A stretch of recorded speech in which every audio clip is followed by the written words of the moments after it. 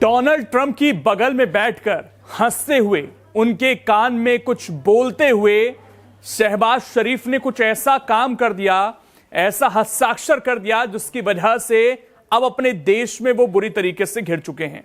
और पाकिस्तान का दोगला चरित्र जो है उन्होंने यहां पर उजागर कर दिया है।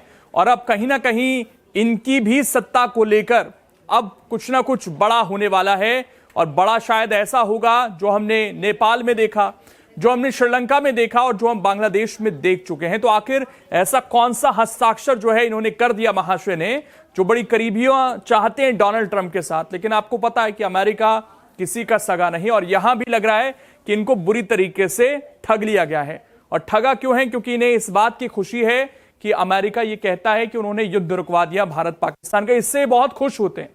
ये कितने पिटे, इनका कितना नुकसान हुआ, ये वहां की जनता को बताना नहीं चाहते। बस इस बात से खुश हैं कि अमेरिका ये कह देता है कि हाँ, युद्ध उसने रुकवा दिया। इस झूठ को बुलवाने के लिए ये अपने देश का नुकसान करने पर लगातार लगे हुए हैं। नमस्कार, बहुत स्वागत है आप सभी का। मैं हूं आपके साथ लोकेंद्र त्यागी और आप देख रहे हैं अमर उजाला। देखिए, ये खबर निकलकर सामने आई है। आपको पता है कि शांति बोर्ड एक बनाया गया है डोनाल्ड ट्रंप और अमेरिका की तरफ से गाजा को लेकर, और उस पर जो है शहबाज आकर साइन कर गए हैं। और अब पूछा जा रहा है कि भैया क्या अब नेतन्याहू संग आप बैठेंगे? क्योंकि पाकिस्तान इजराइल का हमेशा से जो है आलोचक रहा है। तो अब यहां पर सवाल पूछ रहे हैं कि आपने साइन कैसे कर दिया उस चीज पर जिसमें ऑलरेडी कहीं ना कहीं हित जुड़े हुए हैं इजराइल के। और ये बोर्ड क्या है, इसको थोड़ा सा समझ लीजिए। शांति बोर्ड क्यों बनाया गया है और उसको बनाने का विचार कहां से आया है? शांति बोर्ड बनाने का विचार सबसे पहले गाजा युद्ध के दौरान आया, जब अमेरिका ने अपनी शांति योजना को पेश किया। यह बोर्ड गाजा में शांति की निगरानी करने के लिए बनाया गया है। लेकिन यह बोर्ड अंतर्राष्ट्रीय संघर्षों के समाधान के लिए एक मध्यस्थता की भूमिका की दिशा में आगे बढ़ता दिख रहा है। बताया जा रहा है कि ट्रंप इसके माध्यम से अपना खुद का संयुक्त राष्ट्र सुरक्षा परिषद बनाना चाहते हैं। यानी कि अमेरिका का तो अपना हित है इसमें। अब वहां पर शांति होगी या नहीं ये तो वक्त बताएगा। लेकिन ये महाशय जो हैं बुरी तरीके से घिर चुके हैं। और इस खबर को थोड़ा सा और विस्तार से मैं आपको बताता हूं कि आखिरकार हुआ क्या। दरअसल दावोस में अभी तमाम देश गए हुए थे, वर्ल्ड इकोनॉमिक फोरम का वहां पर कार्यक्रम था।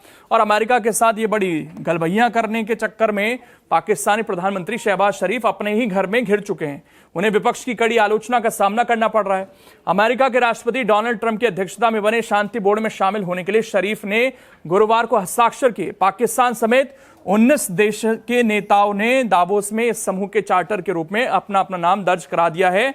और इस दौरान जब हस्ताक्षर हुए तो वो ट्रंप के बगल में बैठकर मुस्कुराते नजर आए थे। हालांकि अब इस पर जो है पाकिस्तान के अंदर बुरी तरीके से बवाल मच चुका है। ध्यान रखिएगा, भारत अपने हितों का विशेष तौर पर ध्यान रखता है और भारत ने अभी तक इस पर हस्ताक्षर नहीं किए हैं। भारत को भी न्योता आया हुआ है, लेकिन भारत क्योंकि बहुत सोच समझकर कोई भी फैसला लेता है, इसीलिए जो है भारत ने अभी तक इससे दूरी बनाई हुई है। यहां पर अब समझिए कि इनके पार्टी के नेता क्या कुछ कह रहे हैं। दरअसल सबसे पहले तहरीक इंसाफ इमरान खान की पार्टी है, उनके अध्यक्ष हैं गौहर अली खान। वो इस फैसले को लेकर कहते हैं कि ये अफसोसजनक है, प्रधानमंत्री शरीफ ने किसी परामर्श के बिना शांति बोर्ड में शामिल होने का फैसला किया।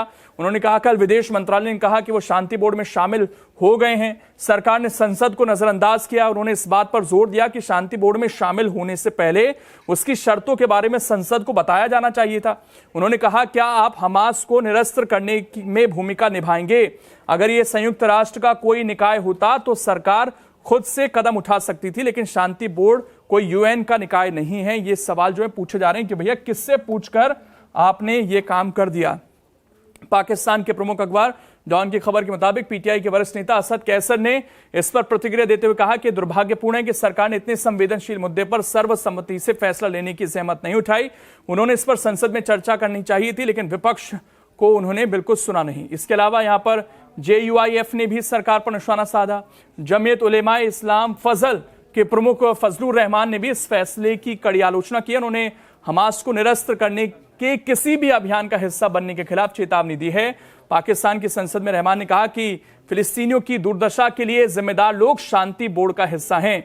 उन्होंने कहा कि ट्रंप से शांति की उम्मीद करना बेवकूफों की जन्नत में रहने जैसा है। फजलुर रहमान ने इस बात पर जोर दिया कि ट्रंप ही बोर्ड के अध्यक्ष हैं और उन्होंने अपनी इच्छा से सदस्यों को चुना है। उन्होंने आरोप लगाया कि ट्रंप ने वेनेजुला के राष्ट्रपति और उनकी पत्नी का अपहरण किया। रहमान ने कहा कि गाजा पर बमबारी जारी है और प्रधानमंत्री शरीफ और यहां पर उन्होंने कहा कि नेतन्याहू इस बोर्ड में कंधे से कंधा मिलाकर बैठेंगे। यानी कि जिस इजराइल को लेकर ये बड़ी बड़ी बात करते थे पाकिस्तानी, अब क्या ये वहां पर बैठेंगे? ये सवाल विपक्ष पूछ रहा है, ये सवाल वहां की जनता पूछ रही है। और जो इन्होंने अब यहां पर कहीं ना कहीं ट्रंप की गुड बुक्स में आने के चक्कर में फैसला ले लिया है, ये फंसे हुए बुरी तरीके से नजर आ रहे हैं। बाकी इस खबर पर आपकी क्या राय है, कमेंट कर जरूर बताएं। अगर आप ये वीडियो YouTube पर देख रहे हैं तो हमारे चैनल को सब्सक्राइब कर बेल आइकन दबाएं और Facebook पर देख रहे हैं तो हमारे पेज को लाइक करें।